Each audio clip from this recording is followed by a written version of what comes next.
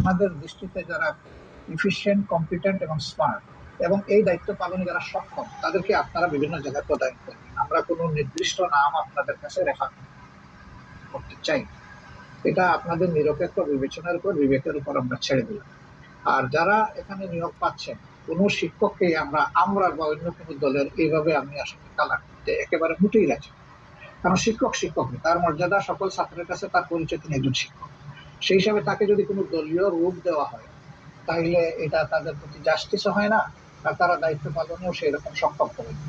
এই জন্য এই বিষয়টাকে কে কিভাবে দেখছেন আমরা জানি না, কিন্তু আমরা এইভাবে দেখছি।